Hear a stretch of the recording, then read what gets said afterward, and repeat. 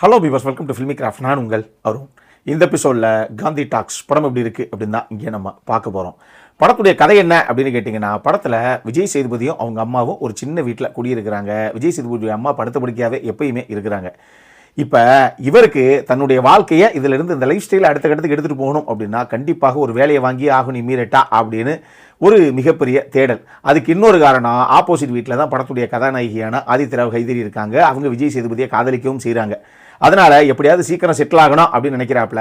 ஆனால் அப்படி ஒரு வேலையை வாங்கணும்னா எப்படி ஒரு 50,000 ரூபா கண்டிப்பாக இப்போ தேவைப்படும் அப்படிங்கிற ஒரு புரிதல் ஒரு கட்டத்தில் இவருக்கு வருது.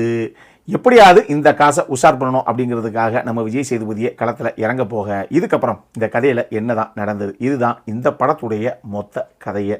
இந்த படம் பேசிக்காக ஒரு சைலண்ட் ஃபிலிம். படத்தில் ஒரு கேரக்டரு ஒரு டைலாக்கை கூட பேசாது.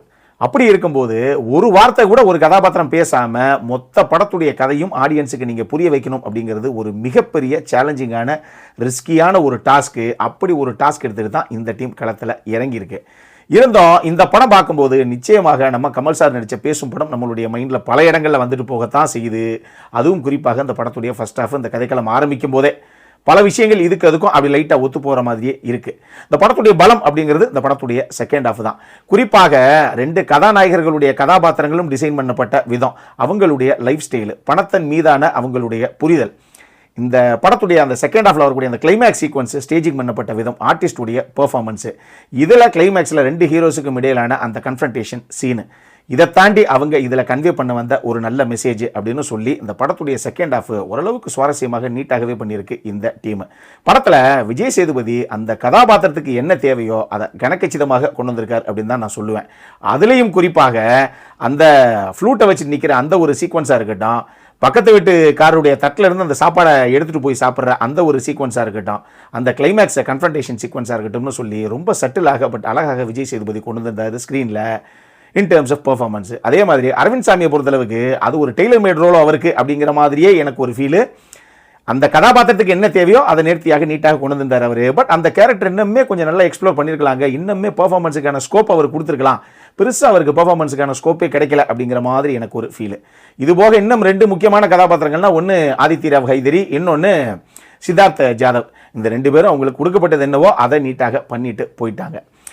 இந்த படத்தை பொறுத்தளவுக்கு இதனுடைய கிளைமேக்ஸ் சீக்வன்ஸில் ப்ரொடக்ஷன் டிசைன் டீம் அவங்க போட்ட எஃபர்ட் ஆகட்டும், இதில் ஆதித்ய கொடுக்குற ஒரு ஃபோட்டோவை விஜய் சேதுபதி பார்க்கும்போது சினிமோட்டோகிராஃபர் அங்கே வச்ச ஒரு ரேக் ஃபோக்கஸ் ஷாட் ஆகட்டும், படத்தில் டைலாக்ஸே கிடையாது, அப்புறம் என்ன பாட்டையாவது போட்டு விடுவோம் அப்படின்னு நம்ம ஏஆர்ஆருடைய கைவண்ணத்தில் வந்த பாடல்கள் ஓரளவுக்கு தான் எனக்கு பட்டுச்சு. அந்தளவுக்கு எக்ஸ்ட்ராடினரி சாங்ஸ்னு என்னால் சொல்ல முடியல. பட் படத்துடைய செகண்ட் ஹாஃப், குறிப்பாக அந்த கிளைமேக்ஸ் சீக்வன்ஸ், அந்த போர்ஷன்ஸுக்கு எல்லாம் அவருடைய பேக்ரவுண்ட் ஸ்கோரிங் ஓரளவுக்கு தரமாகவே நின்றுச்சு அப்படின்னு நான் சொல்லுவேன். சரி, இந்த படத்தில் இதெல்லாம் இருக்கட்டும். அப்போ பிரச்சனை என்ன சார் அப்படின்னு கேட்டிங்கன்னா, ஸ்ட்ரைட்டாகவே நம்ம செகண்ட் ஹாஃப் பார்க்க முடியாது இல்லையா? ஃபர்ஸ்ட் ஹாஃப் ஆரம்பித்து அங்கேருந்து தானே போகணும். முதல் ஒரு 1 மணி நேரம் தாண்டி தானே அதுக்கப்புறம் செகண்ட் ஹாஃபில் காலையை வைக்க முடியும். நம்ம இந்த படத்துடைய ஃபர்ஸ்ட் ஹாஃப் ஆரம்பிக்கும் போதே டென்ஷனான ஒரு வீடு, அங்கே தனியாக என்னமோ வாழ்ந்துக்கிட்டு இருக்கோம் அப்படிங்கிற மாதிரி ஒரு போராட்டமான ஒரு வாழ்க்கையை வாழ்ந்துக்கிட்டு இருக்க படத்துடைய கதாநாயகன், எப்படியாவது நம்மளுடைய வாழ்க்கை இங்கேருந்து அடுத்த கட்டத்துக்கு போகணும் அப்படின்னா நமக்கு வேலை கிடைச்சே ஆகணும் அப்படின்னு சின்சியராக ஒரு வேலையை தேடிக்கிட்டு இருக்க ஒரு ஆள், அவர்கிட்ட ஒரு தருணத்தில் அப்படி லைட்டாக அறிமுகமாகி அதுக்கப்புறம் அவர் கூட டிராவல் பண்ணக்கூடிய ஹீரோயினுடைய கதாபாத்திரம் அப்படின்னு இந்த படத்தில் அந்த ஃபர்ஸ்ட் ஹாஃப் ஆரம்பித்து கொஞ்சம் நேரத்துக்கு எங்கே பேசும்போட மாதிரியே போகுதில்ல அப்படிங்கிற ஒரு ஃபீல் நமக்கு ஹெவியாக வரத்தான் செய்யுது. பட் இந்த படம் ஃபர்ஸ்ட் ஹாஃபில் எங்கேயுமே பெருசாக என்னை எக்ஸைட் பண்ணவே கிடையாது. அடுத்து ஏதோ நடக்க போதுங்க, இப்போ என்ன பண்ண போகிறாங்க அப்படிங்கிற மாதிரி அந்த ஒரு ஃபீல், அந்த ஒரு பரபரப்பு, அந்த பதபதிப்பு அப்படிங்கிறது எங்கேயுமே இந்த படத்தில் பெருசாக எனக்கு ஃபர்ஸ்ட் ஹாஃபில் இல்லை. அதுதான் பிரச்சனை. இன்னொரு மேட்ரு நல்லா புரிஞ்சுக்கங்க. நம்ம ஒருத்தர் கேட்குற, அதாவது வாய் பேச முடிஞ்ச நம்மள மாதிரி ஒரு சாதாரண ஒரு நபர் ஒருத்தர் கேட்குற விஷயத்துக்கு நம்ம சைகையில் லைட்டாக சிம்பிளாக அப்படி தலையசைக்கிறது இல்லை கையசைக்கிறது அப்படின்னு சொல்கிறதும், வாய் பேச முடியாத நபர்கள் அவங்க வேற வழியே கிடையாது, அவங்களால பேச முடியாதுங்கிறதுக்காக கையசைவு மூலமாக சைகை பாஷையில் பேசுறதுக்கும் நிறைய வித்தியாசம் இருக்குது. இந்த படத்தில் எல்லா கதாபாத்திரங்களுமே அவங்களுக்கு வாய் பேசவே முடியாது, கையசைவு மூலமாக தான் பேச முடியும். அப்படின்னா எப்படி பேசுவாங்களோ அந்த மாதிரியே பேசிக்கிட்டு இருக்காங்க. என்ன எல்லாம் தம்சரஸ் விளையாண்டுக்கிட்டு இருக்காங்க அப்படிங்கிற மாதிரியே எனக்கு ஒரு ஃபீலு. அது ரொம்ப நேச்சுரலாக ஒரு ஃப்ளோலையே ஒரு சைகையில் நம்ம எப்படி பேசுவோம் அப்படிங்கிற மாதிரியே வரல நமக்கு. பல இடங்களில் வலுக்கட்டாயமாக வேறு வழி இல்லை சார், இது சைலண்ட் ஃபிலிம், பெரிய டைலாக் தான், ஆனால் நீங்கள் வாய் திறந்து பேச முடியாது, நீங்கள் அந்த மாதிரி செய்கை பாஷையிலே பேசுங்க அப்படின்னு டைரக்டர் ரொம்ப அழுத்தமாக சொல்லியிருப்பார் போல தெரியுது. எல்லாரும் முக்கிய வலுக்கட்டாயமாக அந்த செய்கை பாஷை பேசுகிறாங்களே தவிர அது ஒரு ஃப்ளோவில் பேசுகிற மாதிரியே ஒரு விஷயமாக எனக்கு படலை. அதனாலேயே இந்த படத்தில் பல கதாபாத்திரங்கள் பல இடங்களில் கொடுக்க வேண்டிய இம்பேக்ட் ரொம்ப செயற்கைத்தனமாக ஆகிப்போச்சு எனக்கு.